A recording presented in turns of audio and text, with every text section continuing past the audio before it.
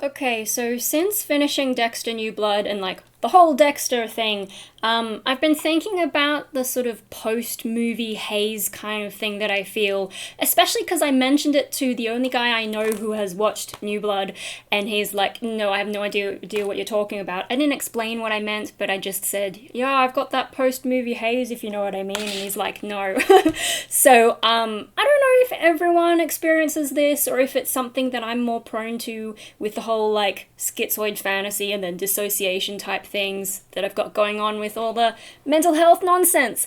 But yeah, no, I've just been thinking about it and I feel like I need to make this vlog before I can move on to the next thing I watch, like while it's still fresh-ish, although I should have made this video a couple days ago when it was really fresh, but I've just not been doing well enough and I'm actually quite tired right now, so sorry, this is going to be one of those meandering vlogs. But yeah, no, so like, I mean, I don't know, I would have to ask him, when did I start watching Dexter from the start again, because I don't actually remember, but it's probably been a few months of just like being in Dexter land and yeah, finally getting to the end of it. But also like I've already seen Dexter 1 to 8 before, was a bit fuzzy on how 8 went, but, and you know, some of the other things, just like forgetting details, but the only thing that was really new was this one, and so I think this one had the biggest impact on me in many ways.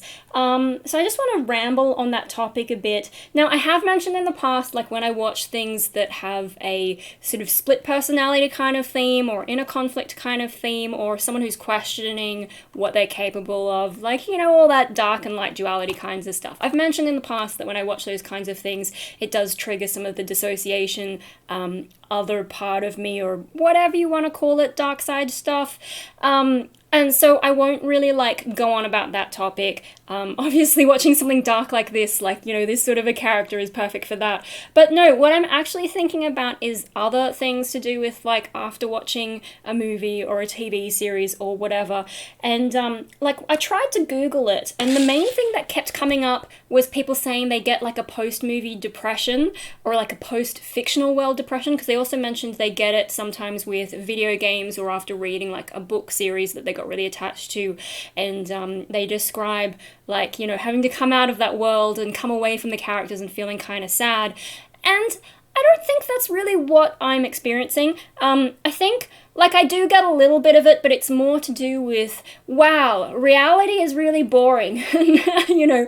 So I think that's part of why I've actually stepped away from fiction and fantasy for quite a while. Especially like since the last time I got depressed, I really did step back, because it does, like that contrast between those, you know, imagined worlds versus reality, that contrast is actually kind of painful. And yeah, I just thought maybe if I don't go for that kind of stuff, maybe I'll be able to deal with reality better. Of course, I was wrong, because then I end up watching too much of the news, and the news is just, you know, a bunch of stuff that is generally not good, and there's nothing that I can do about it, so what's the point? Yeah, but I don't really get that so much in terms of, oh, I'm so sad to be leaving this character behind, or this world behind. And maybe it's not so much the specific world. I think people are saying, like, there was one guy, or I don't know if it was a guy, or I don't know who wrote it, they were saying they had been watching, like, the entire Naruto series, and yeah, saying something like when it ended, they're kind of happy for the characters, but then also kind of mourning for the loss of like these characters they got attached to in that whole world and so on. And that's like very specifically that world. And like for me, it's not so much attachment to a specific world, it's just attachment to the idea that life could be more interesting than it is. So I don't know if that makes sense in terms of a distinction between what a lot of people seem to be describing and the way I actually experience it. But yeah, no, okay, so I think push the depression thing aside, because that's not really what I'm on about. With a lot of these movies, so obviously I must have some kind of an empathy thing going on, because I do get like that's the other thing that I read, but it was hard. I had to do the Google search and do like I was doing post-movie something, I can't remember the search term, but I had to put like minus depression because it was just constantly coming up, and I'm like, that's not what I'm looking for. But yeah, so I think the next most common thing if I summarize it, would be like some kind of empathy thing where you sort of like start identifying with the characters, and you get really absorbed into what's going on with them and so on. But for me, it's very specific characters, and I guess that kind of comes back to that earlier thing I was saying about the dissociation parts, because obviously it tends to be these kinds of screwed up, really messed up characters, which probably doesn't say good things about my mental stability, but yeah, and it's almost always dudes too. I can't really think of too many female characters. And yeah, like, it's not even necessarily the main character of whatever I'm watching. Like, oh, so Buffy's a good example. I think when I was really, really young and first started watching Buffy, and it's like, cool rock music, whatever, in the theme song, and then, badass chick fighting and so on. And so when I saw that, I was like, oh yeah, cool, because, I'm into, Xena's the thing. Maybe Xena's a better example because she's darker. So there is one female maybe I can identify, but it's usually dude characters. I don't know if that's because maybe people don't want to portray female characters in that particular way so often, or if it's just the way that I am. But no, the thing with Buffy, right, she's the main character, and at first I'm like, yeah, cool, badass chick. But then you get Angel coming along and you see his story unfold, and how his psychological issues are, I guess it's more of a spiritual kind of issue for him, but it's an equivalent of a psychological issue. That kind of stuff. Once his story started coming along, I'm like, I don't give a shit about Buffy. Angel's a character that I'm getting connected to. Because also, Buffy's so normal. She wants to go out and make friends and date people and all those kind of, yeah. So, yeah, no, I definitely got more attached to Angel. So it doesn't have to be the main character. It's just, like, specific characters that I guess I at least think I share something in common with. I think sometimes I might read things into it, to like impose my view on some of them, but I wouldn't be able to think of any particular examples. No, so yeah, where am I going with that? There is that kind of vibe, and the earliest thing I remember was like, I think it was actually a cartoon about like wolves or something, and like I had this is when I was really young, I had the sense coming out of that movie or whatever it was, like feeling like I was one of those wolves or something, and it took a while to wear off, and that happens with some other things as well, which yeah, I'm trying not to go back to the dissociation topic, but I guess that has something to do with that too. But then the other thing, I don't know how to describe it, and so maybe that's why it's taking me a while to get to it, but it's just like this kind of post-movie haze, which is what I described to that friend, and, well, what I mentioned to the friend, I didn't really describe it. But yeah, no, it's just sort of this vibe afterwards, and I haven't really articulated in my own head what it might be, so I should have thought of that before I turned on the camera. But yeah, no, so after Dexter, and that's so on. Okay, so I'm not going to give any spoilers, but there are some annoying things about some of the writing towards the end, and of course, the logic brain is like, hang on, let me try and figure this out. I did find at least one thing from one of the writers that explains one issue, but there's another issue I'm like, not sure.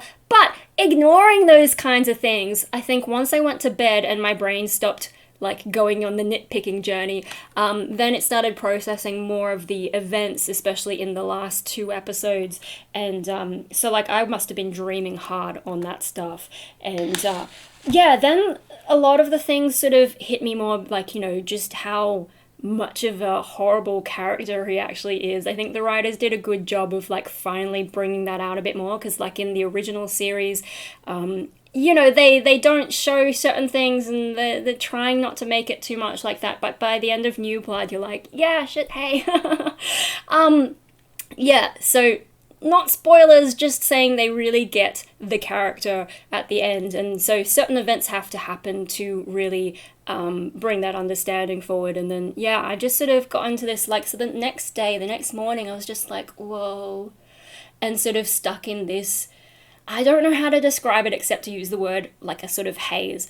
And it's just got me thinking a bit, like, I guess, since seeing as I can't describe it properly and can't really speculate that much on what's going on, I'll jump to, like, the other thing it makes me think is just, like, maybe that's why I have to sit and just let the credits roll at the end of a movie, because I'm still in that kind of a space where my brain's just been like, wow, I guess that could have something to do with some of the empathy and getting stuck into the world, but there's also just a, like, oh, like my brain processing things. Maybe it's a process of coming back to reality. I just need the credits to roll, and then it feels like, okay, we've transitioned from the action in the movie to a bunch of text on screen, and now we can walk out and go back to life or something. I'm doing a really bad job of explaining stuff, but maybe if I ramble, someone will, like, pick up on something I'm saying and have a better way to describe it and be like, I get that too. Yeah, no, I guess it's probably also, like, a mix of things, but there's definitely something about coming out of the fictional world that is, weird and just needs a bit of that process. And, depending on how things go, I can spend a few hours or, like a day or so in that state. I guess it is hard to separate from some of the dissociation stuff, but I guess, like, with the Dexter, at the end I didn't have as much of that specific, that part of me, that other part of me stuff. I didn't have as much of that as I was expecting relative to the general, like, whoa, I've just been through this huge journey, or whatever's going on in my brain and processing some of the events and going, oh shit, that's actually a pretty good way to end the whole thing. Or maybe I'm just sort of, my brain's taken a while to come out of Dexter world and, feel like I can finally move on. So last night I didn't watch anything, I'm not watching anything tonight, although I've still been a bit unwell, but this afternoon I started doing better, and I realised this room, I can't concentrate very well, so I've been trying to set up the other room now that I can, but, anyway, why am I talking about that? I don't know. I just some random thoughts, I guess, about, after you watch a movie, or after you've been involved in some fictional story, and then you come out of it, and all the different things that are going on, and just sort of be like, whoa, what? I guess maybe it doesn't help that I'm sort of floating in life at the moment. Like, I actually, because I've been struggling so much, like, including with the physical health, not just the mental health, I did call my boss last week and be like, I need a bit more time off. And he's really good, he's really chill, so I didn't work today. And I guess, like, watching something like Dexter, or, playing a game or reading a book, and then if you have nothing in normal life to really get back to, maybe that makes it worse. And then I know also schizoid fantasy is a thing, and I used to do a lot of it, and so, maybe coming back to it is just like, because I did avoid a lot of fantasy stuff for a while. Like, I'd occasionally watch, one of these movies that I've watched way too many times. Although I haven't watched Fight Club as many times as in that Limp Bizkit song. I don't know how many times I've watched Fight Club, but definitely not that many times, so maybe that's a goal I should have in life. I'd occasionally watch one of them, mostly because of, like, the dissociation things in my brain saying I need to watch one of those things, but otherwise kind of avoided fiction, fantasy type stuff. And so maybe having, like, gone without for so long and then going, you know what, the real world is still crap and I'm still not fitting into it, and watching the news is not doing it for me, and watching commentary of the real world is not doing it for me, so hey, I might as well go back and look at some more of the fiction stuff. Maybe going from the extreme of, like, trying not to go into fiction and fantasy, and then now I'm jumping back into it. Maybe that's why I'm noticing this kind of stuff, or maybe it's to do with more of the contrast. I don't know, like, if someone's doing fantasy a lot, maybe they don't experience this kind of thing, and it's a shame I can't remember what it used to be like. I used to be able to binge watch things better than I do now, whereas with Dexter, with this, I was watching, like, one episode a night until I got up to episode, there's only 10, so I think I watched 7 and 8 in one night, and then 9 and 10 in one night, which is a lot for me. Two episodes of Dexter is a lot for me. Anyway, I don't really know where I'm going with this. I'm just trying to figure out how to describe what I even mean. I really should have filmed this right, like when I woke up with that feeling and was like, whoa. So I'm sorry I didn't. But yeah, I think I've had 2 days off Dexter and I should find somewhere to put this. And then, I've got so much to watch. I can actually bring up my list of things. Because like people have been suggesting things for me to watch, but like, okay, so Dexter, I finally crossed that off. So the next thing was gonna be Xena, although it's like 51 discs, I think, which is kind of a big commitment. So I'm like, maybe after doing 9 seasons of Dexter, maybe I should just like chill for a bit, and going from one violent thing to another violent thing. I don't know. But anyway, so Xena, Digimon Season 3, Stargate if I can find that box, Avatar The Last Airbender if I can find that box, Jurassic Park, and then there's also Battlestar Galactica The Plan, because I forgot to watch that when I was watching Battlestar a while back. But I just found also, finally in Region 4, JB Hi-Fi was selling Danny Phantom, seasons 1 and 2. I think there might have been like a movie or something, but that's not what I watched back in the day. And so now I've got Danny Phantom to add as well. And I'm like, maybe I should watch this next because I've waited so long for it to come out on DVD. I used to watch it on Foxtel, Nickelodeon, and we had a little DVD recorder, so I'd actually record episodes of it onto a DVD, and I had this dodgy little DVD that I'd with my favorite episodes on it. But now I've got the whole thing. And kids show 20-minute episodes instead of 45-minute episodes. There's only 2 seasons. Although, this was 1 season and it's 564 minutes, which I think is just for the main things. Like, there's special features I might watch at some point. But then I looked at this and I'm like, oh, okay, 40 episodes in season 1 and 2, and it goes for 958 minutes, so it's still actually double the commitment of Dexter, or at least the last season of Dexter. Obviously, I've just gone and watched 9 seasons, wow.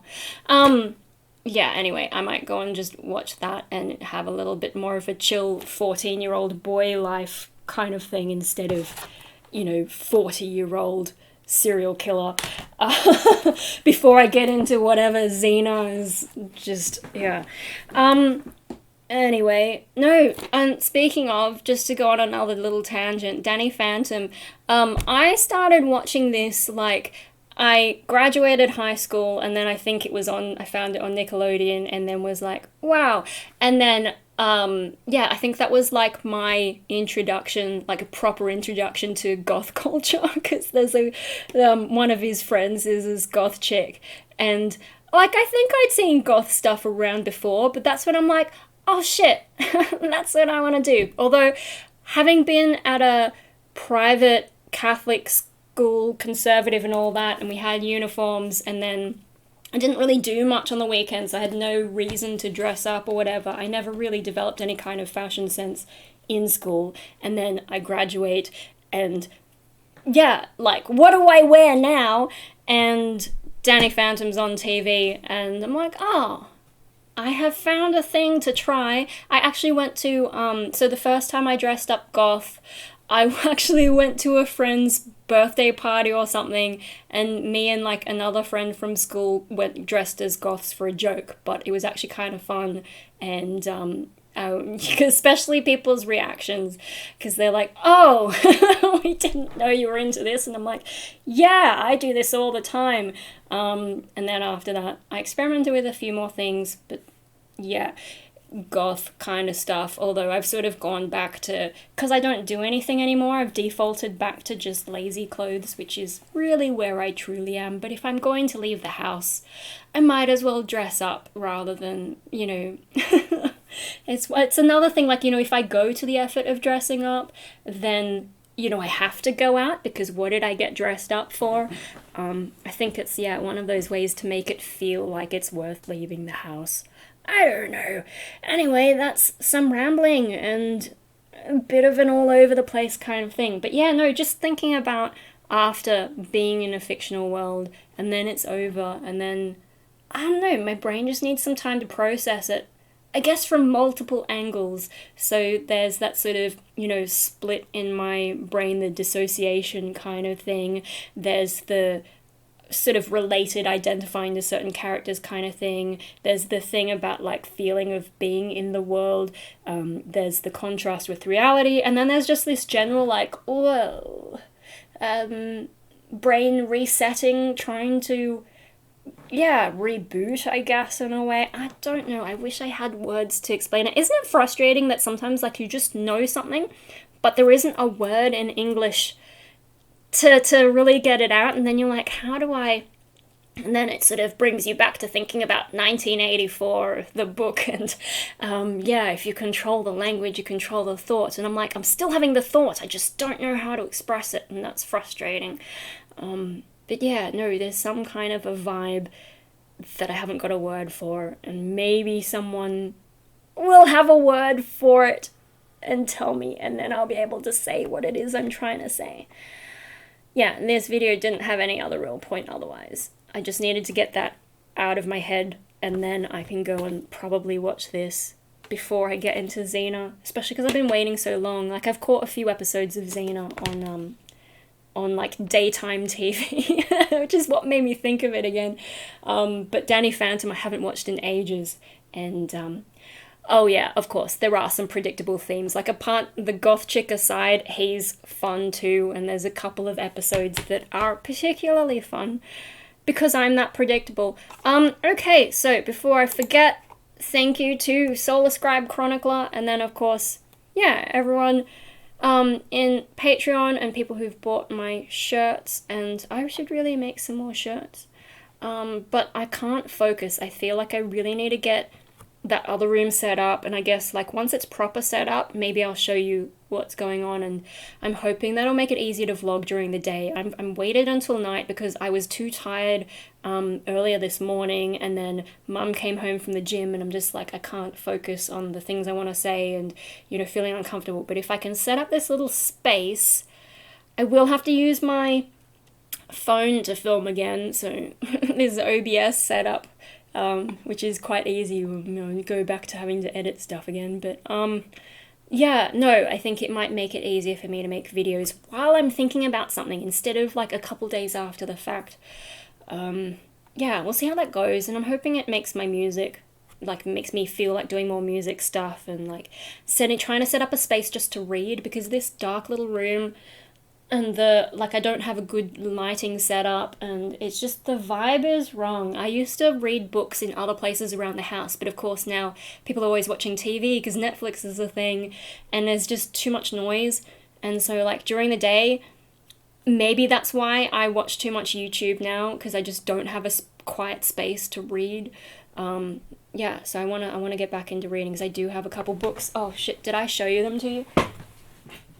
I know, I'm more tangents, but I bought these like last year and I haven't even started them. Obviously you can see they're both very predictable looking themes for me. I'm sure that's why I picked them out. I don't even remember what they're about. But yeah, I want to get back into reading stuff. I'm so predictable in the things that I pick. Oh my god, why can't I break out of that? I think maybe that's just me. I guess to just go on a quick other ramble, this whole dissociation thing where I'm supposed to have another part of me and make space for it and all that. No, I've forgotten what the point was. Oh, no, like without that other part of me, I do kind of feel like I don't even know what I'm into, so I kind of, like, in the past have listened more to that part of me that I feel disconnected from, but like if I could get rid of it, I don't even know what I would do. And that was sort of like when it disappeared for a while and I was doing art school. That's why I finally explored a few different ideas, but I just never found my thing. So that's something else to think about. Now I'm feeling really like, I really don't know what I'm doing. And yeah, I guess that whole personality disorder idea, like, I know it's across a few different personality disorders. You don't really have a strong sense of self. And I'm like, yeah, I really don't. I don't know what I'm doing. That's probably why I procrastinate so much, because I think I want to do stuff, but I don't actually. everything's confusing. Anyway, I'm gonna go before I ramble for another 40 minutes, as much as I know some of you would actually get into that. Yeah, bye.